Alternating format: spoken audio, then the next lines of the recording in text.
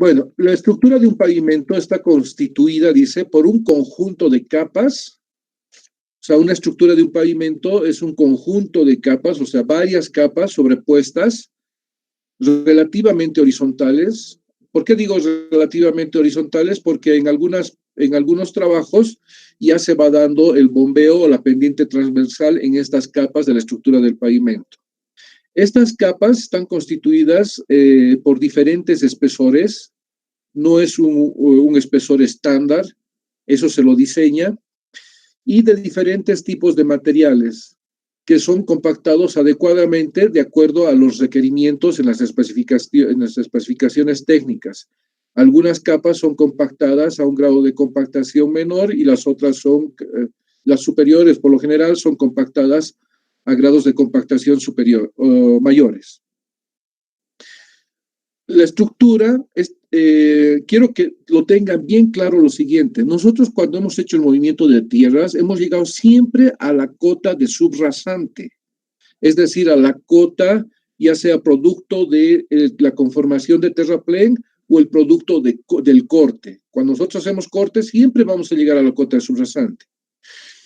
Sobre esa superficie que nosotros la denominamos suelo de fundación, se apoya la estructura del pavimento, se coloca la estructura del pavimento, la cual va a estar expuesta a las aplicaciones de carga de los vehículos que van a circular sobre el pavimento y además este pavimento no porque se construyan con materiales inertes que han estado aquí en la tierra por millones de años, no quiere decir que yo, al haber utilizado ese tipo de materiales, también mi pavimento va a ser eterno, ¿ya? Entonces nosotros tomamos en cuenta el tiempo de vida útil del pavimento para diseñarlo.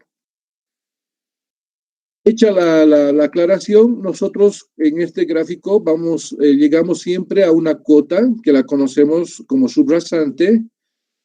Sobre esta cuota de subrasante, en caso de un pavimento flexible, vamos a poner una capa de subbase con materiales seleccionados. Obviamente la subrasante, como ustedes ya hemos visto en las especificaciones, la última capa en caso de terraplén, la última capa se llama capa de coronación del terraplén y tenemos una especificación para esa última capa. Sobre esa capa se apoya esta capa que ya es la parte del pavimento, la capa subbase. Posteriormente la capa base. Entre las dos existe diferencia. La primera capa, me refiero a la que está por debajo, es decir, esta capa que está pintada de azul, no sé si logran ver, denominada subbase, tiene unas características diferentes a las capas base que están acá arriba. Obviamente las capas bases son materiales de mejor calidad que las capas inferiores. A continuación, recién se coloca lo que nosotros conocemos de manera genérica. Quiero que estos conceptos quiero que lo tengan bien claros. De manera genérica se lo conoce como capa de rodadura. En este caso, yo he dibujado un pavimento flexible y esa capa de rodadura sería producto de una mezcla de cemento asfáltico con áridos o agregados, ¿ya? Entonces, esta capa va a soportar esta estructura del pavimento que está aquí con 3 capas, va a soportar las aplicaciones de cargas provocadas por los vehículos. Entonces, ¿qué es en sí un pavimento? No es solamente la superficie de rodadura. El pavimento está constituido por las capas que la constituyen, valga la redundancia, el pavimento, ¿ya? Bueno, aquí tenemos un pavimento, quizás no se refleje muy bien en sus celulares, en sus laptops, pero uno con la experiencia ya va a tener, se va a familiarizar para poder identificar las distintas capas de la estructura del pavimento. Por ejemplo, aquí encima tenemos la capa de rodadura, que no habría ningún inconveniente de identificar entre lo que es la capa de rodadura y las capas granulares que están por debajo del pavimento, ¿ya? Entonces, la primera capa granular que yo identifico aquí en mi imagen es esta capa que tiene un color y esta otra capa que tiene otro color vendría a ser diferente a la que está aquí arriba. La La capa que está a continuación de la capa de rodadura vendría a ser lo que es la capa. Primero hablemos de la capa de rodadura. Fíjense, aquí hemos dividido. Si ustedes ven a primera vista, van a identificar que esta es de un color y la otra de otro color. Inclusive aquí abajo también es diferente el color y no se encuentra un material más granular. Aquí sí podemos encontrar granular.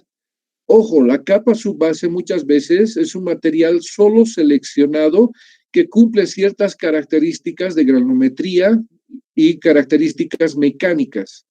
En cambio, la capa de capa base, que está aquí arriba, tiene capas, son materiales triturados, producto de trituración o chancado en una planta, que debe cumplir ciertas características físicas y debería estar dentro de un uso granulométrico. Entonces, hechas esas aclaraciones, yo puedo identificar aquí esas tres capas. Si se fijan, entonces aquí yo tengo la capa de rodadura, que está bien fácil de identificar. A continuación, por el color, el tamaño del árido y siendo que este árido es triturado, me va a generar un material que nosotros conocemos como caras fracturadas. Es decir, si el árido es de canto rodado, el momento que lo pongo a la trituradora, esto se va a partir. Y esta superficie, no sé si me están viendo en la imagen, a eso se llama caras fracturadas. Entonces, nosotros podemos identificar que efectivamente esto es una capa base. La que sigue, que vendría a ser esta acá, la tercera, es una capa de subbase. Y finalmente aquí tenemos la capa de subrasante. Es así como está constituido, en este caso, un pavimento flexible con distintas capas, y todas estas capas proporcionan un aporte estructural, o de lo contrario, también viendo desde otro punto de vista, son las que soportan las cargas aplicadas por los vehículos. ¿Qué pasa, pero si nosotros tenemos un material malo, un material de subrasante malo? O sea, es decir, yo he llegado a hacer el corte, como estaba en los planos, hasta la capa de subrasante, y ahí identifiqué que mi capa no es la adecuada que me pide la especificación técnica. En este caso, yo debo recurrir a colocar una capa de transición que nosotros la conocemos como capa de mejoramiento de subrasante. O sea, el hecho de que yo tenga materiales malos hasta la cota de subrasante que me ha permitido realizar el corte, entonces yo puedo poner capas de mejoramiento de subrasante, las cuales me van a generar una capacidad aportante de transición. Y sobre eso recién podría poner la estructura del pavimento con las capas que ya les he mostrado anteriormente. Entonces no se olviden que si yo tengo una subrasante que está en el límite de lo aceptable, puedo poner una capa de transición que se llama capa de mejoramiento de subrasante. Vayamos. ¿Alguna duda hasta acá?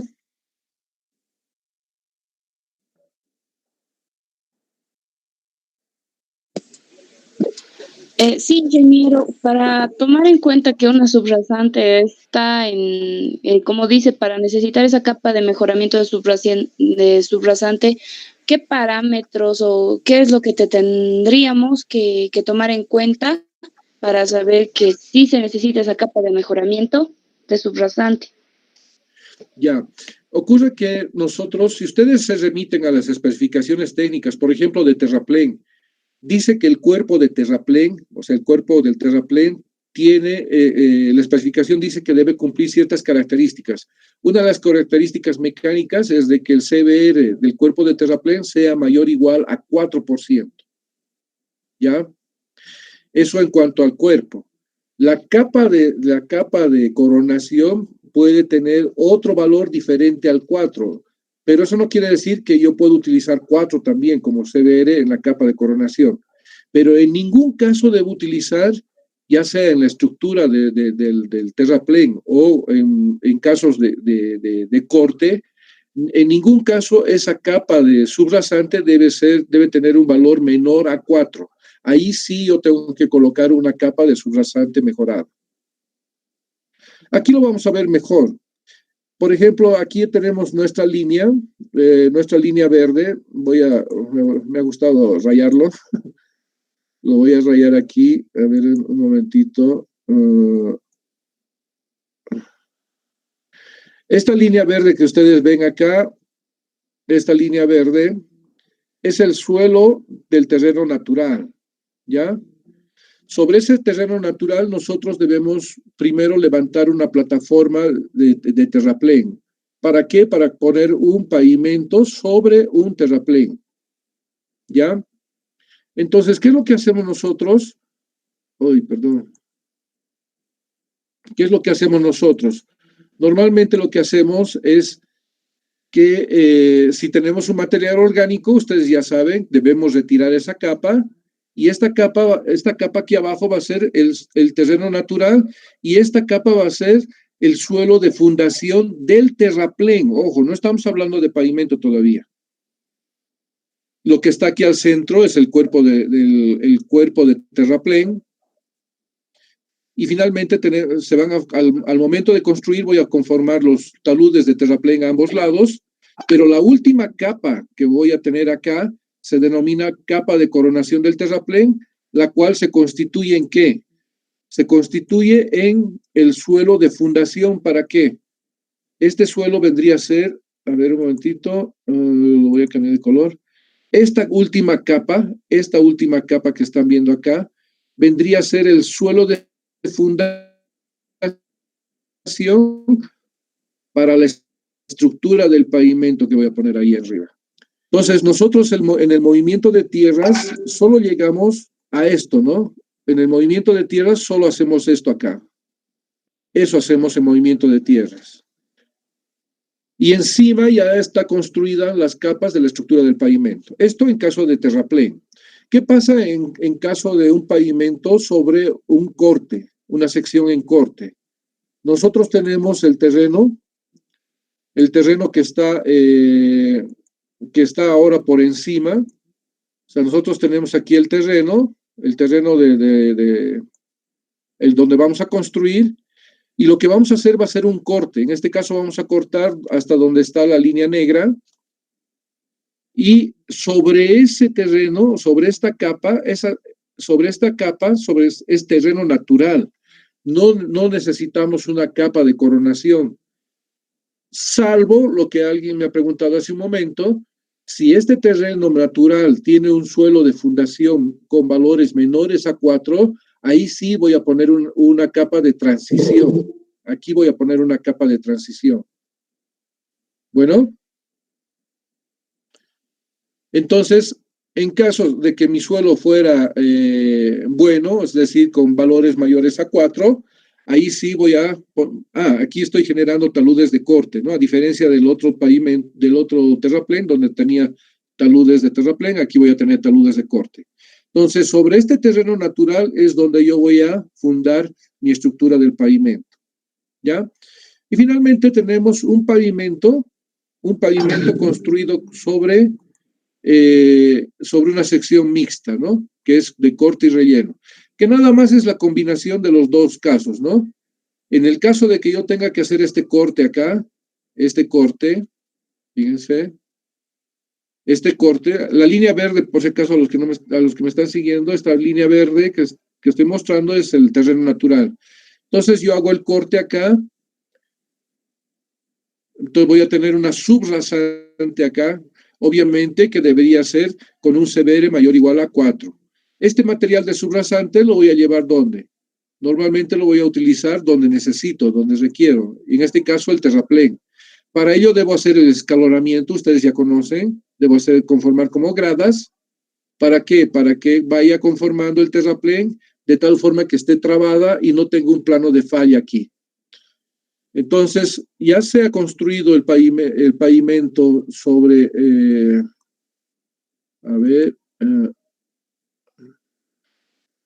sobre terreno natural o sobre una capa de coronación producto de la conformación del terraplén.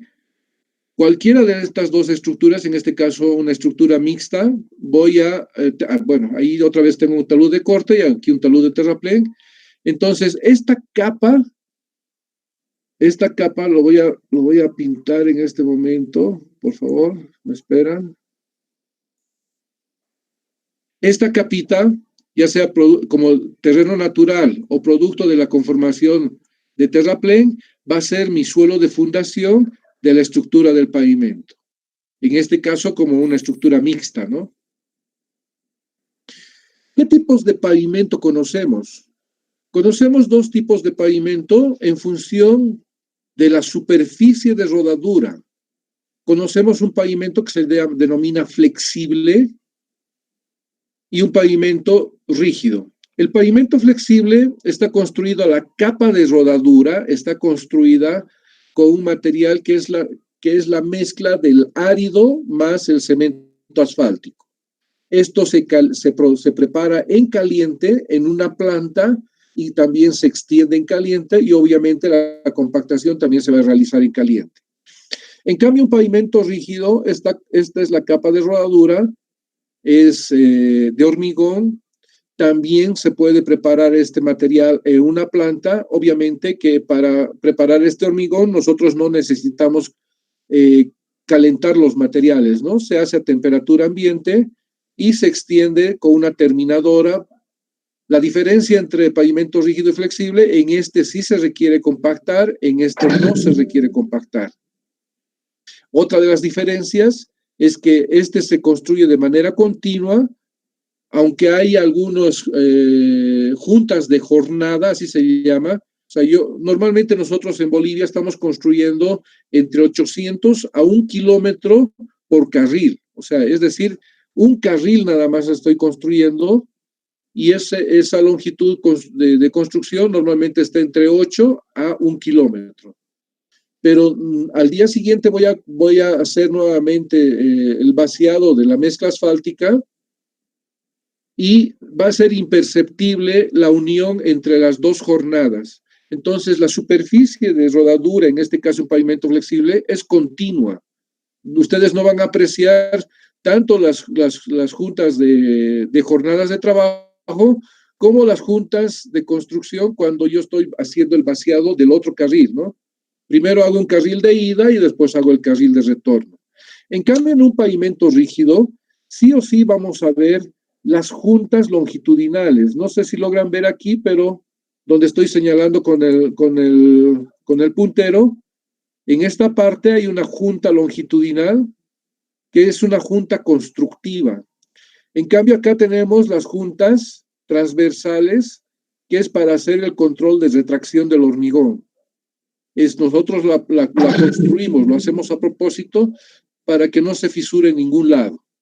Otra de las diferencias es que el pavimento flexible va a ser oscuro y el pavimento rígido va a ser un poco más claro por el material. Bueno, esta clasificación está hecha en función de la superficie de rodadura. ¿Alguna consulta hasta acá para continuar?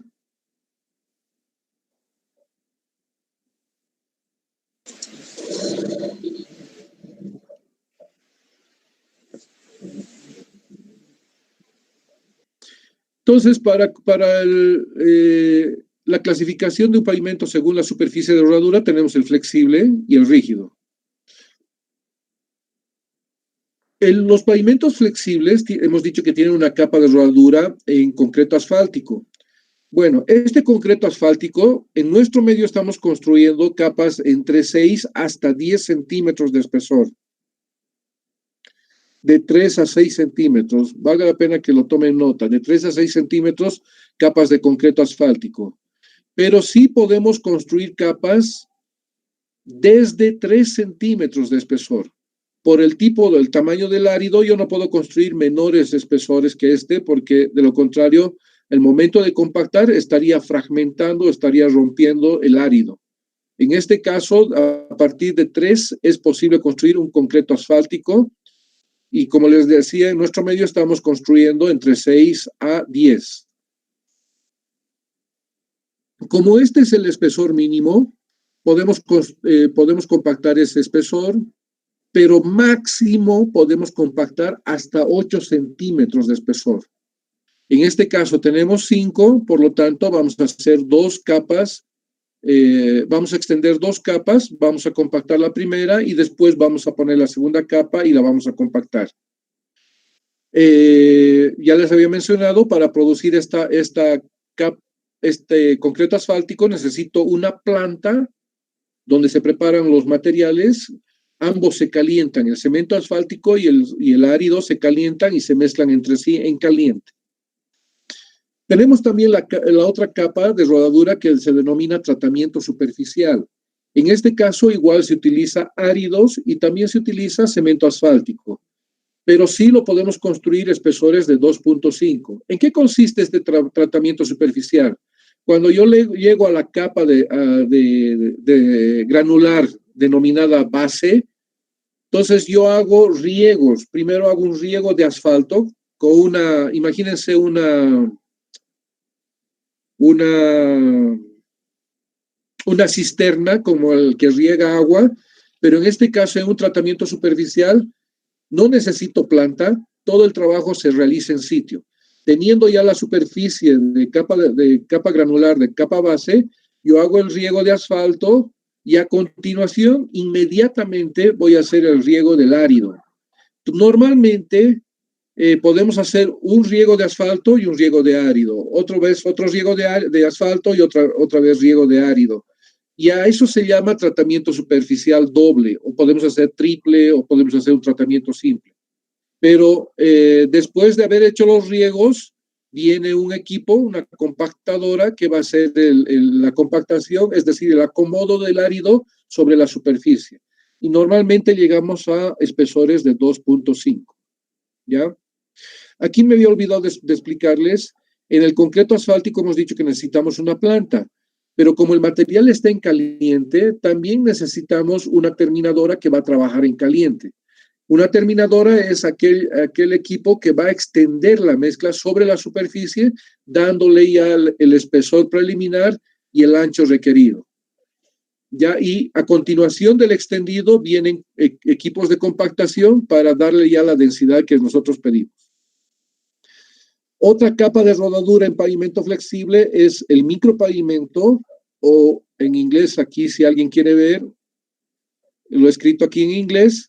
Este trabajo y este otro que también se denomina lechada asfáltica, slurry seals, son preparados en un camión donde se mezcla arena fina, nada más que arena fina, cemento asfáltico, pero en su condición de emulsión, eso lo vamos a ver ya más adelante.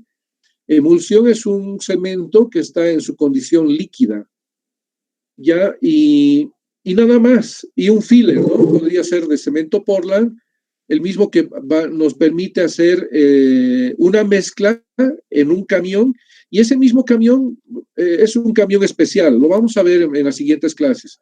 Ese mismo camión es el que extiende este material. Dependiendo si voy a hacer ¿cuál es la diferencia entre estos dos? La lechada tiene una arena más fina que el micropavimento, esa es la única diferencia. La lechada yo puedo llegar a 3 milímetros de espesor, en cambio en un micropavimento puedo llegar a 6 milímetros de espesor. Vean qué tan delgado es. En nuestro país, en el tramo de Tiquina a Copacabana, se ha construido un pavimento flexible con una capa de rodadura de micropavimento, pero no tenía solo 6 milímetros, tenían 2 capas de 6 milímetros, es decir, de 1 centímetro y 2 milímetros. Ha durado muy poco. En todo caso, tampoco había uso de camiones de alto tonelaje, ¿no? Eran simplemente los camiones que podían cruzar en las balsas que cruzan el estrecho de Tiquina. Pero lo más importante de todo esto es de que este trabajo de micropavimento o lechada asfáltica nos sirve principalmente no para capa de rodadura, nos sirven para reparar ya sea un concreto asfáltico o un tratamiento superficial. Eso quiero que lo tengan claro. El micropavimento, la lechada asfáltica nos sirve para hacer reparaciones, ya sea capas de concreto asfáltico o tratamiento superficial. ¿Ya?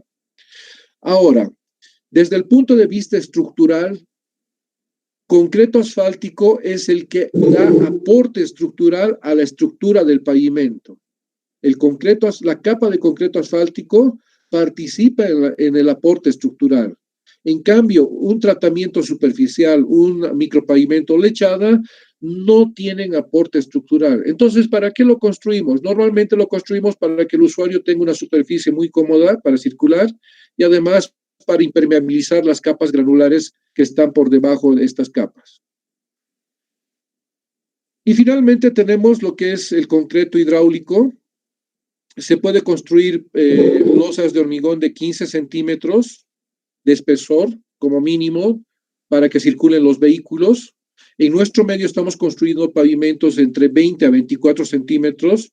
El espesor más grande de pavimento que tenemos acá en Bolivia es el de la autopista, de la ex autopista, valga la aclaración, tiene 24 centímetros. El hormigón, el concreto hidráulico, se prepara también en plantas de preparación industrial, donde se prepara el hormigón, se lo lleva hasta en temperatura ambiente, les digo, ¿no? Se lo lleva a plataforma y se extiende el material también utilizando una terminadora. No sé, tal vez ustedes al pasar de aquí de la ciudad hacia el alto, cuando estaban construyendo la autopista, había un equipo, era de color blanco, este equipo era el que extendía el material. A eso se llama terminadora o extendedora de hormigón, que es parecido al que también se utiliza en concreto asfáltico, ¿no? Pero la diferencia es que en este caso se maneja en caliente y la extendedora o la terminadora en hormigón se utiliza en frío, ¿no? No sé si tienen alguna consulta hasta acá. Vamos a pasar, mientras los recibo a los otros alumnos rezagados, si todavía están por ahí, una mezcla de cemento asfáltico y agua. Mezclarlas así no es bien fácil, digamos, ¿no? Pasa por un proceso. Necesitamos un emulsificante, el cual va a hacer que se separe, se atomicen primero las partículas de cemento y se separen y no se unan. Entonces, como están en esa condición, este material es líquido. ¿Ya? A ver, ¿hay alguna consulta? Inge, yo vi en carreteras del Alto de hormigón prefabricado. Hormigón prefabricado. Sí, hay losas de hormigón que también últimamente se están prefabricando. Eso vamos a ver más adelante. Se puede utilizar en pavimentos urbanos. Se coloca simplemente la losa de hormigón. No necesitan barras de transferencia de carga, pero sí en carreteras se puede colocar estas barras de transferencia de carga. Se le cayó su internet, dice. Bueno, ¿qué más? Prefabricadas es mejor que hecho en sitio. Prefabricadas ahorra bastante el tiempo de que uno pueda dejar que la carretera entre en servicio inmediatamente, digamos. Imagínense que de pronto, no sé, si tuviéramos la Mariscal Santa Cruz, digamos, que en pavimento rígido, no vamos a esperar a que el hormigón comience a adquirir la resistencia que nosotros estamos esperando. Entonces, nosotros necesitamos que circulen por ahí los vehículos. Entonces, yo lo que puedo hacer es llevar losas prefabricadas, ¿no? A ver si hay otra pregunta más.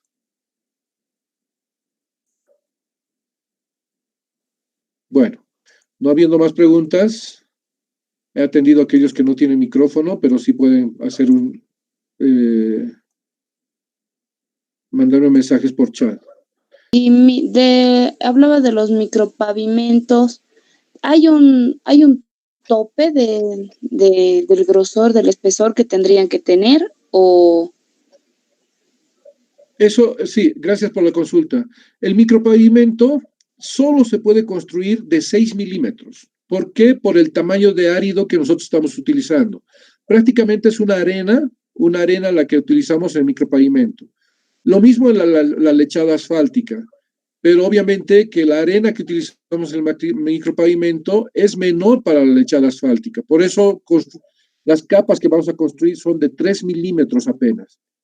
No podemos construir más que eso, a no ser que vayamos poniendo una sobre otra, ¿no? Así se ha hecho en la carretera de Tiquina a Copacabana y como se ha construido con micropavimento, La primera capa se ha hecho de 6 milímetros y la segunda de otros 6 milímetros. Sumados nos daba los 12 milímetros, que es más o menos un poquito más que 1 centímetro, ¿no? Micropavimento sí se puede acumular, pero la lechada ya es mucho más difícil acumular espesores, ¿no? Llegar, digamos, a 5 centímetros, ya muy difícil. Por eso les decía que este micropavimento y la lechada asfáltica nos sirve más para reparar las capas de concreto asfáltico o de tratamiento superficial. Bueno, vamos, ahora veremos pavimentos clasificados. La anterior era una clasificación de pavimento flexible y de pavimento rígido a partir por su superficie de rodadura, ¿no es cierto? Ahora vamos a ver la clasificación por la estructura. Tenemos flexibles, ya hemos hablado bastante de esto. Lo importante de un pavimento flexible es que trabajamos con cemento asfáltico que se deforma y por eso lo llaman flexibles, ¿no? Tiene una flexibilidad esta estructura del pavimento. En cambio, el pavimento rígido no, dada la rigidez del hormigón, cuando ya llega a adquirir la resistencia. Pero tenemos un pavimento denominado semirrígido. ¿En qué consiste un pavimento semirrígido? El pavimento semirrígido es cuando tenemos una capa granular de un pavimento flexible. Imagínense, tenemos un pavimento flexible y una de las capas está estabilizada. ¿Qué significa estabilizar? Es decir, mejorar la capacidad portante de una de las capas. Yo puedo mejorar introduciendo al material granular, por ejemplo, una cierta cantidad de cemento Portland. No estamos haciendo hormigón, es una forma de mezclar suelo con cemento Portland. Entonces ya va a adquirir una cierta resistencia. Entonces, al tener una capa granular estabilizada, ya se constituye en un pavimento semirrígido. Bueno, cuando ya tengo una capa estabilizada, se me constituye en un pavimento semirrígido. Pero si yo tuviera una capa de rodadura de cemento de mezcla asfáltica, no sé, por 20 centímetros más o menos de espesor, también se puede constituir en un pavimento semirrígido. Si mi capa de rodadura fuera de 20, 25, en algunos países yo he visto un pavimento, una capa de rodadura de 30 centímetros de mezcla asfáltica. No se olviden que nosotros todavía estamos trabajando con una capa de 10 centímetros, pero yo he visto hasta 30 centímetros. Entonces, al tener ya una capa de mezcla asfáltica de 30 centímetros aproximadamente, ya se constituye un pavimento semirrígido. Otro tipo de pavimento es el pavimento articulado, que está construido con bloques de concreto o de hormigón, sobre arena o sobre capas granulares. Aquí vamos a ver algunos detalles gráficamente. Entonces, si vamos a ver el pavimento clasificado por su estructura, tenemos el pavimento flexible. Ojo que en este pavimento flexible yo puedo hacer esa variación, ¿no? En lugar de poner una capa de rodadura de mezcla de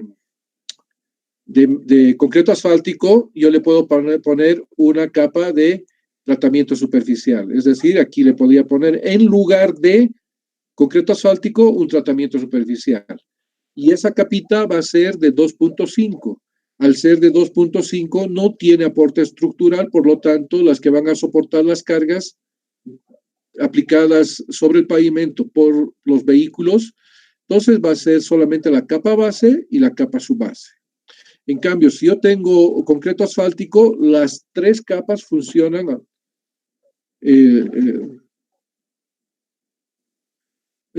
soportan las cargas. ¿Ya? Mil disculpas, por favor. El rígido está constituido, ya hemos dicho, por una losa de hormigón, y en este caso, solo la losa de hormigón es la que absorbe las cargas, es la que soporta las cargas provocadas por el paso de los vehículos. Esta capa subbase es simplemente de nivelación. O sea, para poner una losa de hormigón nosotros necesitamos una superficie bien nivelada, bien homogénea y bien compactada. No se olviden, si yo realizaría un corte, imagínense, aquí, hasta aquí ha llegado un corte, pero no me va a dejar como ustedes lo ven en la imagen, una superficie, el equipo de corte, me refiero a un tractor, no me va a dejar una superficie así como la ven en la imagen, me va a dejar una superficie muy irregular en este caso, una superficie muy irregular, entonces aquí estoy exagerando en el gráfico, ¿no? Pero yo no puedo poner la losa de hormigón sobre esta superficie irregular. Lo que debo hacer es colocar una capa subbase para homogenizar la superficie y en este caso esta subbase, siendo que solo el hormigón me resiste las cargas, esta subbase no tiene ningún aporte estructural, solo me sirve para homogenizar la superficie y darle una superficie sólida, digamos, a la losa de hormigón. Esta capa subbase también puede ser granular, simplemente un material granular, o puede ser un material estabilizado, es decir, que yo puedo mezclar ese material granular con cemento Portland y conformar esta capa.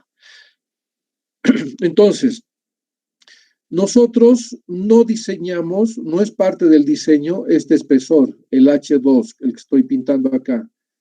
El espesor está ya adoptado, normalmente se coloca capas de 20 centímetros o 15 centímetros. No es necesario más y tampoco se puede poner menos. Pero sí lo que vamos a diseñar nosotros va a ser el espesor de la losa de hormigón, o sea, el H1, ¿ya? Vamos, hemos visto el semirrígido. ¿En qué consiste el semirrígido?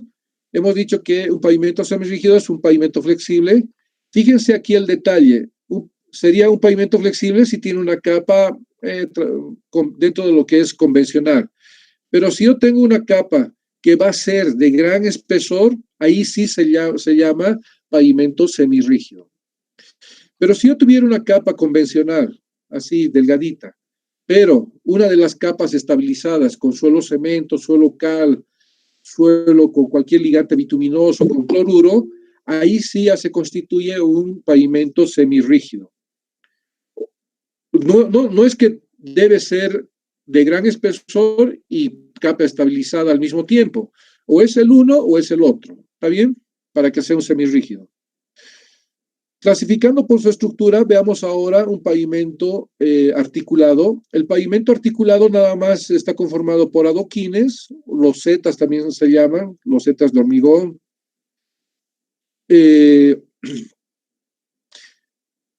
Son prefabricados, están apoyados sobre una capa de arena. Normalmente esta capa de arena es de 5 centímetros. Lo que sí se diseña es el espesor de la capa subbase.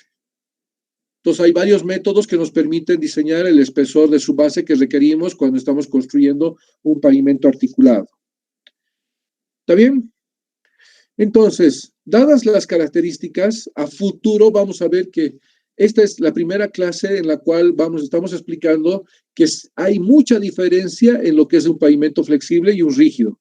Por ejemplo, en un pavimento de hormigón, si yo aplico las cargas sobre una losa de hormigón, vamos a tener aquí la distribución de presiones en el suelo de fundación muy pequeña.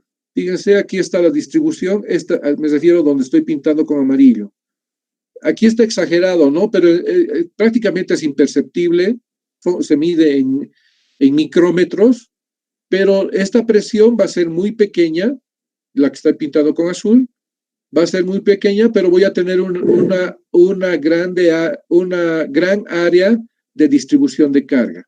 En cambio, en un pavimento flexible, si yo aplico la carga, o sea, la misma carga, el cono de distribución va a ser de esta manera, el área va a ser pequeña, pero la presión va a llegar hasta el suelo de fundación. Podría llegar inclusive hasta la subrasante.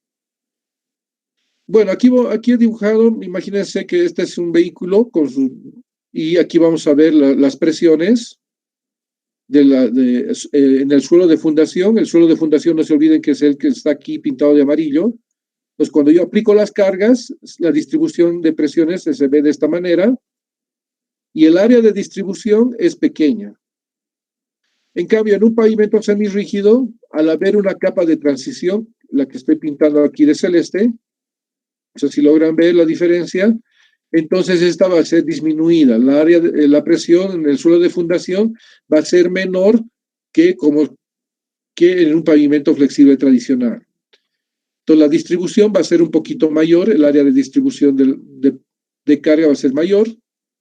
En cambio, en un pavimento rígido, la presión va a estar solamente en la losa de hormigón, imperceptible en la capa de regularización de la superficie o homogenización, que en este caso es la subbase, pero el área de distribución va a ser mayor, ¿no? Bueno, vamos a ver, ya vamos a terminar la clase. Esta es una clase muy cortita. Las características... Ah, no, perdón. Hasta acá, ¿alguna consulta?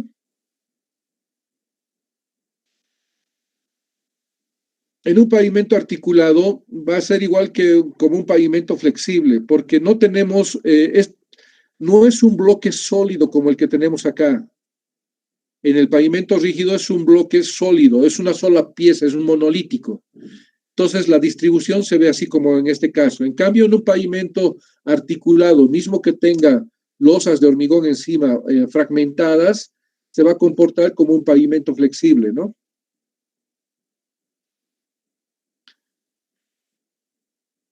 Bueno, hablemos de las características de un pavimento. ¿Qué características importantes tiene un pavimento? Tiene dos características. Eso, por favor, quiero que lo tengan bien claro porque esto también entra en el examen, ha entrado millones de veces, pero todo el mundo se guía por por el manual por el manual que hizo Naira Quispe, creo que es. No sé si alguien lo tiene, ¿me puede corregir? Bueno, Naira ha hecho un solucionario donde confunde estos conceptos, pero yo quiero que lo tengan bien claro ahora. Las características importantes en un pavimento suceden ¿dónde? Uno sucede en la superficie del pavimento. O sea, yo puedo medir las características de la superficie del pavimento, ver en qué condiciones se encuentra el pavimento. Todo eso lo voy a realizar sobre la superficie del pavimento. Otra de las características importantes de un pavimento es lo que ocurre en la estructura como tal. La estructura ya saben que son las capas que conforman el pavimento. Entonces, un pavimento tiene dos características importantes. Una es la funcional que ocurre, que es todo lo que ocurre sobre la superficie, y la estructural, que es todo lo que ocurre con las capas que conforman el pavimento. Aquí he hecho un corte como si lo hubiera hecho con cuchillo. Aquí tengo una capa de rodadura, tengo una capa base y tengo una capa subbase. Todo esto apoyado sobre un suelo de subrasante. Entonces, vamos a ver qué es lo que medimos entonces para caracterizar la funcionalidad de un pavimento. ¿Qué son esas características funcionales? Hacen referencia, dice, a diversas propiedades de la superficie de la capa de rodadura, sea esta flexible o sea esta rígida. Cualquier superficie me va a dar estas características funcionales. Estas características están relacionadas con lo que es la seguridad y la comodidad que afectan a los usuarios de manera directa. ¿Ya? Para ello, yo debo hacer lo siguiente. Si yo quiero tener una de las características funcionales en un pavimento, voy a determinar este indicador que se llama PCI, que en castellano representa índice de condición del pavimento. Está en inglés, por eso es que se lo escribe de esa manera, PCI, índice de condición del pavimento. ¿Cómo determino este índice? Simplemente es identificando las fallas superficiales en la capa de rodadura, ya sea esta flexible o rígido. Entonces, habiendo hecho una evaluación, una auscultación, así se llama, auscultación de la superficie de rodadura, yo voy a poder determinar un valor un determinado valor que va a estar asociado a este indicador, al PCI, ¿ya? Entonces, estas fallas están asociadas con la comodidad. O sea, cuanto más baches tenga, ¿va a ser cómodo o va a ser incómodo para el usuario? Entonces, cuanto más deformaciones tenga, por ejemplo, aquí en la Mariscal Santa Cruz, cuando nosotros pasamos por ahí, hay algunas deformaciones de la capa rodadura, entonces están asociados con la comodidad. Este indicador, el PCI, está asociado con la comodidad. Otro indicador que también está asociado a lo que ocurre en la superficie es la irregularidad superficial medida de manera longitudinal. Cuando nosotros hacemos el extendido de las capas de rodadura, normalmente se van generando unas deformaciones, a veces imperceptibles, pero de manera longitudinal. Y eso se puede medir en la superficie también de manera longitudinal, y esos datos nos van a dar el indicador IRI, que nosotros lo conocemos como índice de rugosidad internacional. No sé si lo han anotado, índice de rugosidad internacional. Ojo, me voy a adelantar algo para aclararles. Cuando decimos rugosidad, es una traducción directa del inglés y le han traducido como rugosidad. Nos daría la impresión de que está asociado a lo áspero, pero en realidad no es así. La traducción correcta debería ser irregularidad superficial longitudinal. Eso, por favor, aclárenlo, ténganlo bien claro, porque vamos a ver más adelante todos estos temas con más detalle. O sea, cada uno lo vamos a ver con más detalle. Este lo vamos a ver en una clase, este otro en otra clase, pero quiero que desde ya lo tengan bien claro. Lo he pintado de amarillo porque estos dos factores están asociados a la comodidad del usuario. Pero hay otro indicador más que es el IFI. El IFI es el índice de fricción internacional. No sé si están tomando nota. Índice de fricción internacional. Para medir este indicador, nosotros debemos medir la resistencia al deslizamiento y además debemos medir la textura del pavimento. Esos dos indicadores esas dos medidas nos van a dar este indicador que es el IFI, el índice de fricción internacional. Este indicador, el que estoy señalando aquí con verde, es el que está asociado a la seguridad del usuario. Este indicador está asociado a la seguridad del usuario. Esto entra en el examen por si acaso. ¿Cuál está asociado a la comodidad y cuál está asociado a la seguridad? Entonces, resáltenlo bien para que lo tengan bien claro. No sé si alguien tiene hasta aquí alguna duda.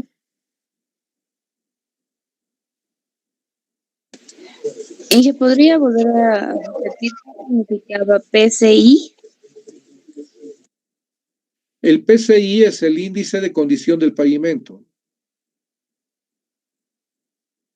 Índice de condición del pavimento. Solo que está escrito en inglés, por eso es PCI. ¿Y qué era IRI, Inge? Índice de rugosidad internacional.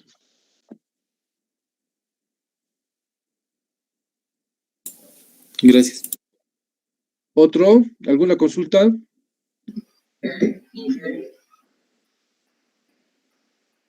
Sí, te escucho.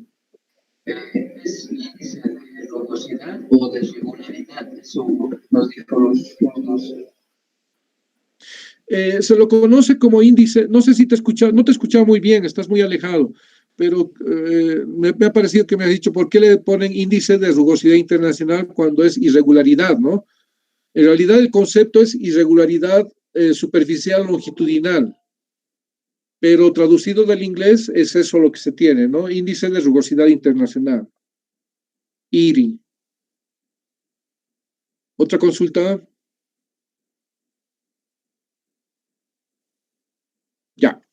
Vamos.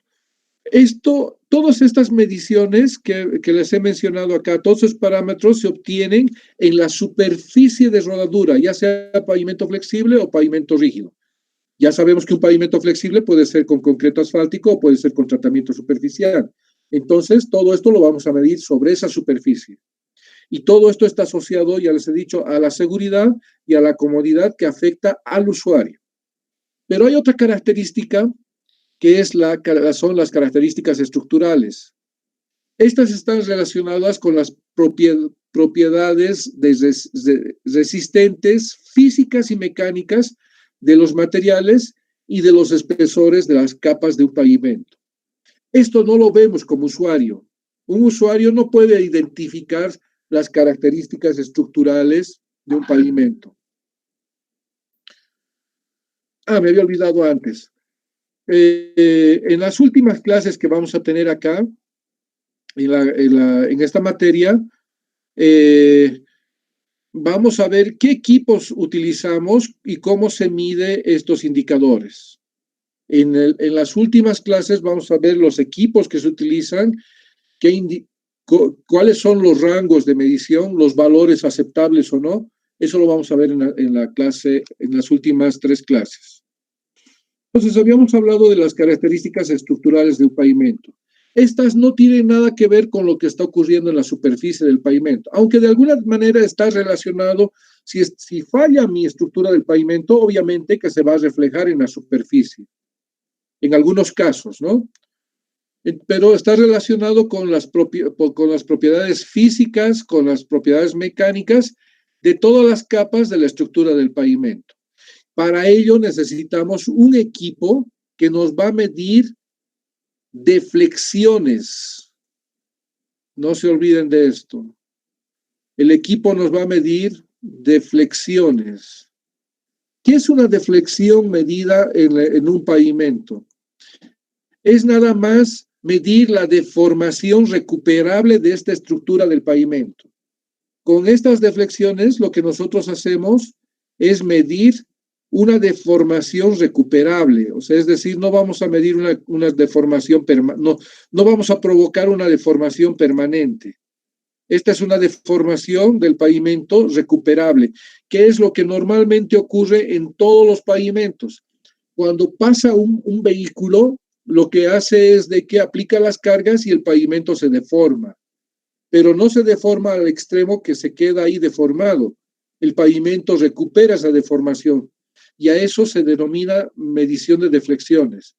En las últimas clases de este módulo vamos a ver los equipos que utilizamos para medir efectivamente estas deflexiones. ¿Está bien? Bueno, vamos a ver ahora pavimento flexible versus pavimento rígido. ¿Cuáles creen que sean las ventajas y desventajas? Veamos la primera. En un pavimento flexible, si yo tengo una superficie de concreto asfáltico, tratamiento superficial, que haya sido mejorado o no con lechada o con micropavimento, yo puedo añadir capas para reforzar o mejorar la superficie del pavimento, que muchas veces es lo que ustedes ven acá en las calles, ¿no? Un pavimento que ya está algo deteriorado, viene Emavías y le pone una capita encima y es fácil de colocar. No hay ningún inconveniente. Esa es una de las ventajas. En cambio, en un pavimento rígido no es fácil, es mucho más complejo colocar una capa sobre el pavimento rígido. Hay distintas formas de reparar un pavimento rígido. Podemos poner pavimento rígido adherido o no adherido para reparar, pero las juntas van a ser las juntas transversales, como las juntas longitudinales, hay que trabajar bien de tal forma que coincidan, ¿no? Y no haya problemas. Un pavimento flexible, dadas las características de su textura, no pierden las propiedades antideslizantes. Es decir, que un pavimento flexible va a ser mucho más seguro por la textura que se presenta, ¿no? Pero obviamente, como nosotros medimos esa textura del pavimento, puede que en el tiempo se vaya perdiendo esa textura del pavimento. Pero en sí, un buen pavimento sí mantiene estas propiedades antideslizantes. Se dice que es un poco más suave, menos ruidosa que la del pavimento rígido. La del pavimento rígido, inclusive estando dentro de un vehículo, se siente cuando va pasando de una losa a la siguiente, justo al pasar por la junta, ¿no? Junta transversal. Ahí se escucha un golpeteo permanente del vehículo. Un pavimento rígido, ya había dicho, es difícil y complejo colocar una capa encima. Se requiere de una capa de nivelación bien construida. Es como que cuando yo quiero vaciar una losa de hormigón, yo tengo que poner el encofrado bien sólido de tal forma que tenga al final de que saque el encofrado, tenga una losa bien construida, ¿no? Lo mismo pasa en estos casos, ¿no? Cuando hago el pavimento rígido, la capa de su base vendría a ser lo que es el encofrado, ¿no? Me está proporcionando una superficie lisa y homogénea, pero lamentablemente yo no la puedo sacar como lo que pasa cuando estoy construyendo losas en un edificio, ¿no? Por otra parte, el pavimento rígido soporta inundaciones. Ustedes ya saben bien que un hormigón aguanta, puede funcionar sumergido, no va a haber ningún problemas, tampoco va a haber problemas de contaminación por aguas de un nivel freático contaminado con algún material raro, digamos. Entonces no hay ningún inconveniente. ¿Cuál debería construir? A mí me preguntan siempre, ¿cuál debería construir? ¿Un pavimento flexible o un pavimento rígido?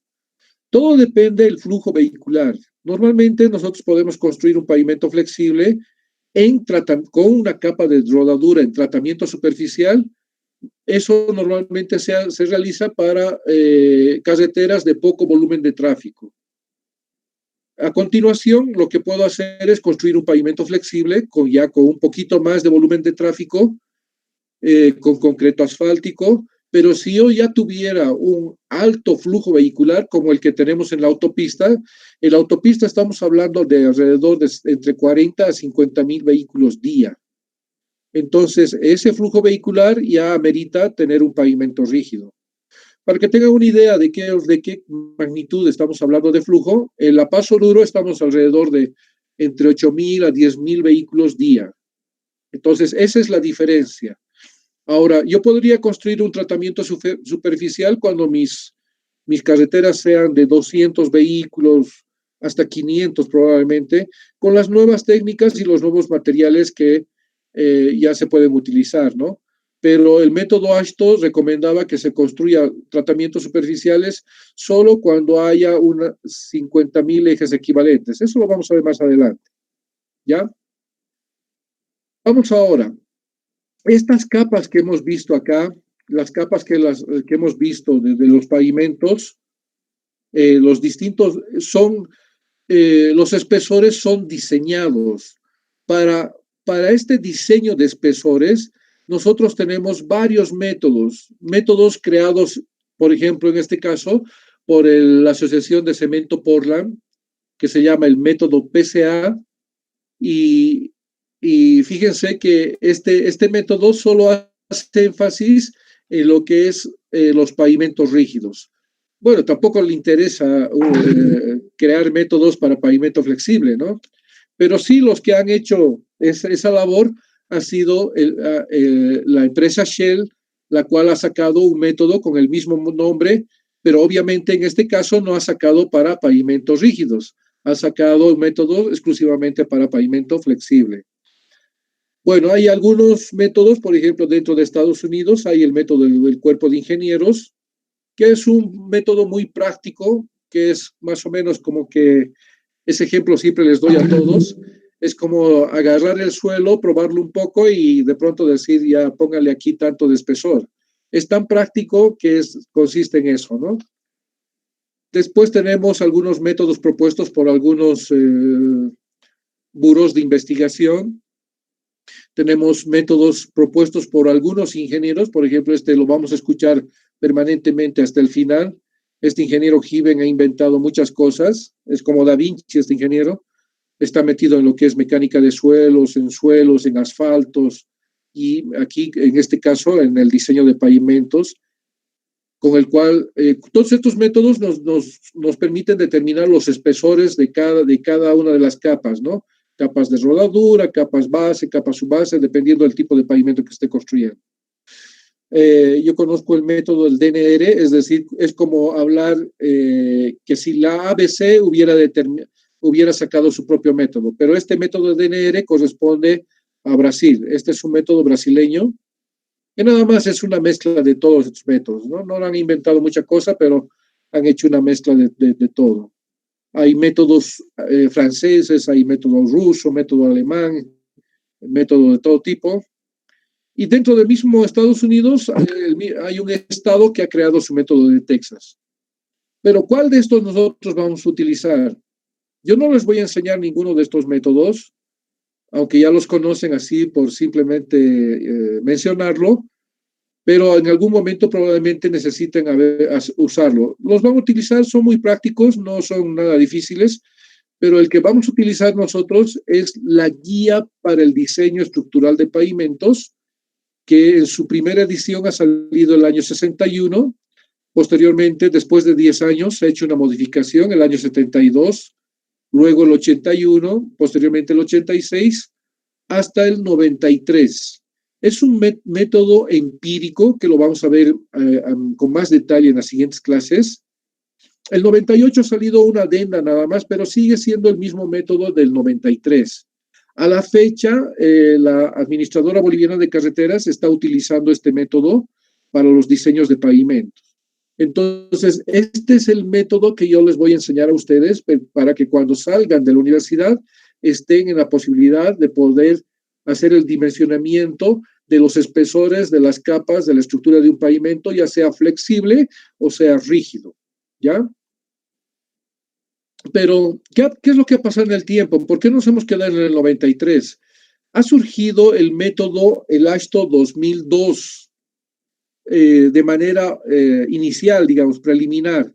Posteriormente se ha generado una aplicación, un programa, el cual ha permitido de que se lo interprete mejor este método el año 2008. Pero hasta la fecha no está siendo muy utilizado porque requiere de mucha información. Muchas veces siempre salen métodos muy sofisticados, pero lamentablemente no disponemos de información. Para que tengan una idea, de pronto me pide, quiero las precipitaciones diarias de tal lugar, pero tienen que ser propias del lugar donde voy a construir este pavimento. Resulta que voy al Senami y en el Senami no existe ni siquiera información en ese tramo. Entonces, de nada me serviría usar este método tan sofisticado donde si yo voy a poner algunas aproximaciones, ¿no? Tiene que ser con datos reales y eso es lo que un poco ha limitado a que este método se difunda y se aplique al 100%. Este método se llama método mecanicístico empírico para el diseño de pavimentos. Estas son sus siglas en inglés y todavía sigue siendo del AASHTO, pero con este año, ¿no? 2002 o 2008. Me había olvidado antes, este método, el que vamos a aprender, es el método empírico, que lo estamos utilizando. No, eso no quiere decir que solo nosotros estamos utilizando, porque somos un país atrasado o algo así. Lo estamos utilizando en toda América, toda Centroamérica, Estados Unidos. Obviamente que los europeos no quieren saber nada de los gringos. No sé por qué los discriminan, pero ellos tienen sus propios métodos. Ahí en Europa hay una pelea también de pugna tecnológica. Dicen que los métodos alemanes son mejores que los franceses dicen que son mejores que los ingleses mejor que los alemanes y así. Una pugna que hasta ahora no sé si con la Unión Europea han logrado determinar un método único, pero nunca se han fijado el método AASHTO. Pero sí nosotros, en toda América, Centroamérica, inclusive Estados Unidos, todavía se usa el método AASHTO, ¿no? Entonces, este método todavía no lo estamos utilizando, no lo vamos a utilizar, no lo vamos a aplicar por esa inconveniente, ¿no? No disponemos de información.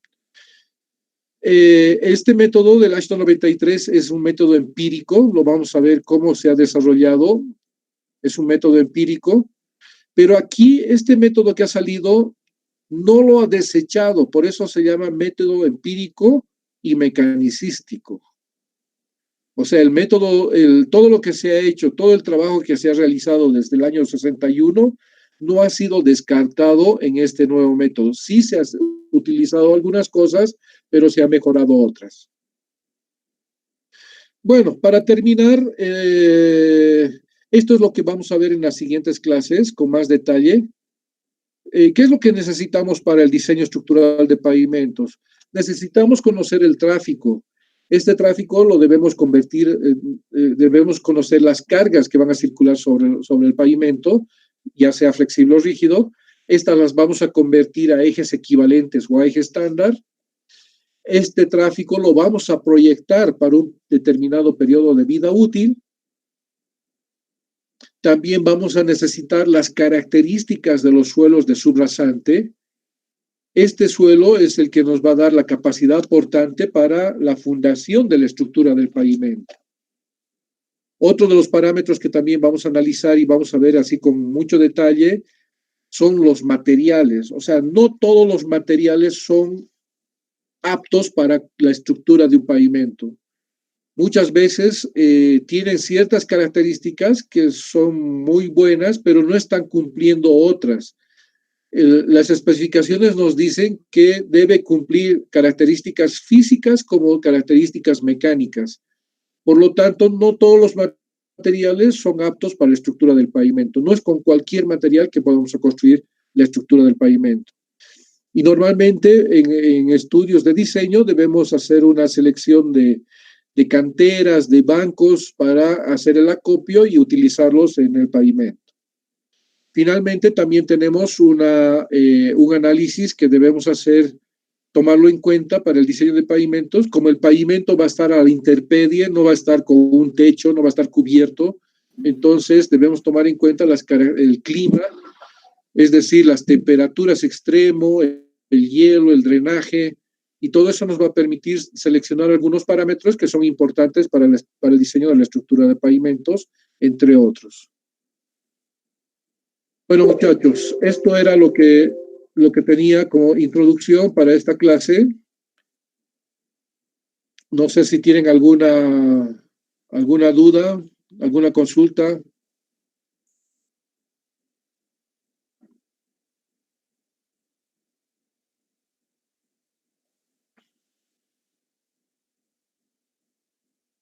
Ingeniero. Buenas noches, ingeniero. Hola, buenas noches. Por lo menos hay uno despierto. Buenas noches, ingeniero, todo claro. Ya, qué bueno. ¿Alguna Todo consulta claro, que me haya quedado así medio? Quiero que esto lo tengan bien claro, todos esos conceptos, porque de aquí en más, ya les dije siempre, todo es acumulativo. Todo lo que les digo ahora lo vamos a seguir llevando, vamos a seguir hablando sobre lo mismo. Entonces, ustedes ya tienen que saber qué es un pavimento flexible, qué es un rígido, en qué consiste, sus capas, qué es lo que se mide, todo ello, ¿no? Por eso es bien importante esta clase de entrada para que nos ha dado un panorama general de lo que es un pavimento, ¿no?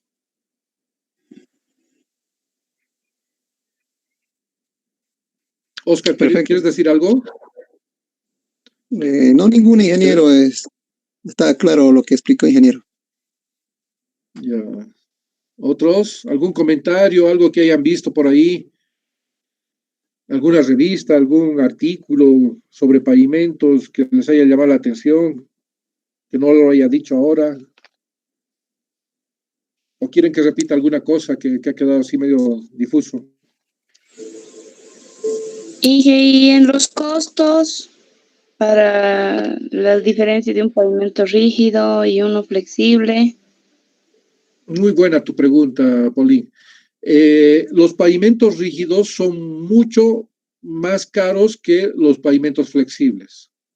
Para que tengan una idea, un pavimento flexible en tratamiento superficial está por debajo de un pavimento flexible con concreto asfáltico. Pero un pavimento rígido está por encima de estos dos, ¿no? Ya sea de concreto o de tratamiento. Pero tiene una gran ventaja el pavimento rígido. El mantenimiento del pavimento rígido, del pavimento rígido es menor durante su vida útil. En cambio, en un pavimento flexible sí van a hacer mantenimientos, intervenciones grandes que a la larga se van a compensar en costo. Gracias por la pregunta, estaba muy buena la aclaración.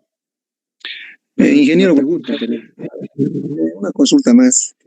En el tramo, lo que es la construcción que ya se ha realizado, el tramo del Alto hasta Guarina, creo que hace 2 años atrás o 3 años atrás ha terminado la construcción de la carretera, pero en ese poco tiempo ha habido mucho desgaste, o sea, ya ha habido problemas en el pavimento. Entonces, de repente, este sentido del mal diseño del pavimento flexible, ingeniero, tal vez nos puede un poquito hablar de esto, Está bien, buena tu pregunta también. Ocurre lo siguiente, ustedes van a ver qué consideramos nosotros para hacer el diseño del pavimento. Hemos visto que uno de los primeros parámetros es el tráfico. Y en ese tráfico nosotros tomamos en cuenta las cargas que van a ser aplicadas sobre el pavimento. Y estas cargas no deben ser superiores a las que están limitadas por la ley de cargas. Nosotros tenemos aquí una ley de cargas. Es decir, que nadie puede circular por encima de lo establecido en la ley de cargas. Pero lamentablemente nosotros estamos haciendo mal uso del pavimento. Hay camiones que están circulando con sobrecarga y estos, por más bien que yo diseñe, por más bien que yo construya una carretera, si yo le voy a hacer un mal uso de esta carretera, obviamente no me va a durar. Y eso es lo que está pasando en muchas de nuestras carreteras en el país. No tenemos un buen control de pesos a los vehículos que circulan por la carretera. Y eso hace que se dañe prematuramente. Gracias, ingeniero. Es como de pronto, no sé, tú tienes un excelente equipo de control de calidad, has construido una licuadora, digamos. La licuadora, ¿qué te permite hacer? Licuar productos así probablemente relativamente suaves que los va a triturar, ¿no? Pero que de pronto, no sé, pues se te ocurre a ti poner un coco ahí, lo partes el dos, lo metes al coco y lo quieres triturar y quieres hacer tu jugo de coco y con cáscara y todo. Entonces uno le está dando mal uso a este equipo, por bien que haya pasado por muchos controles de calidad hasta tener el producto final, la licuadora, pero si tú le haces un mal uso de la licuadora, obviamente no te va a durar. En la primera ya va a estar dañada, ¿no? Es lo mismo pasa en los pavimentos. Y muchos de los transportistas se quejan, ¿no? Andan comentando, yo por lo menos veo a veces en las noticias que dicen de que la carretera se está dañando, se está deteriorando aceleradamente. Son ellos los que están deteriorando aceleradamente. Esa es su fuente de trabajo y al llevar excesos de carga están dañando el pavimento. ¿Alguna otra consulta? Y la vida útil, ingeniero, en pavimento rígido y flexible.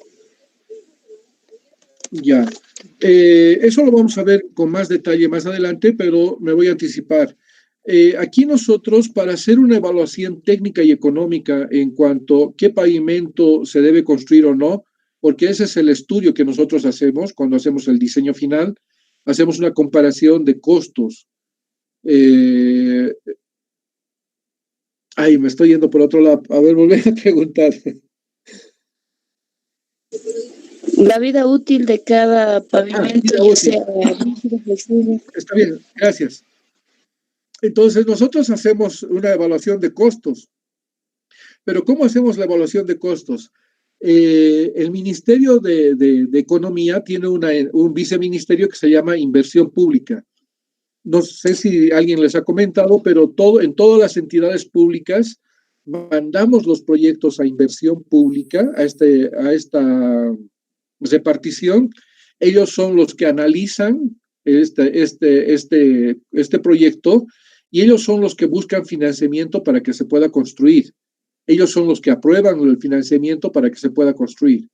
Entonces, ¿qué es lo que ha hecho Inversión Pública? Ellos nos han dictado unas normas para hacer los proyectos y el periodo de análisis que nosotros debemos tomar en cuenta para cumplir esta condición de este viceministerio es de que el periodo de análisis debe ser de 20 años. Entonces, yo voy a diseñar un pavimento rígido para 20 años. Un pavimento flexible también lo puedo diseñar para 20 años. Pero no puedo diseñar un pavimento rígido para 10 años, porque hemos visto las ventajas y desventajas, porque yo no le puedo poner un refuerzo, es muy complejo ponerle un refuerzo al pavimento rígido para que dure otros 10 años, es decir, para que llegue a 20 años. Un pavimento rígido se diseña para 20 años, de un solo jalón, ¿ya? En cambio, un flexible yo puedo diseñar para 7 años. A los 7 años voy a medir estas características estructurales y funcionales, y en función de cómo está la estructura y cómo está la superficie, yo le puedo poner una capa encima y puedo prolongar su vida útil hasta, no sé, 15 años. Y luego poner a los 15 años otro refuerzo. Entonces, todos esos refuerzos que he puesto en un flexible y en un pavimento rígido lo he diseñado para 20 años, eso es lo que se evalúa en los diseños finales cuando se presenta este Ministerio de Inversión Pública. El periodo de análisis de 20 años. Ahora, hay estructuras, por ejemplo, un puente. Un puente no se diseña para 20 años, un puente se diseña para más tiempo. Una alcantarilla lo propio, o sea, yo no puedo diseñar una alcantarilla para 20 años. Imagínense, ya no tendría alcantarillas, tendría puros puentes, ¿no? Entonces, algunos diseños tienen periodos de análisis menores, pero un pavimento rígido sí o sí se lo debe diseñar para 20 años de vida útil. Y el flexible es variable, ¿no? ¿Alguna otra consulta?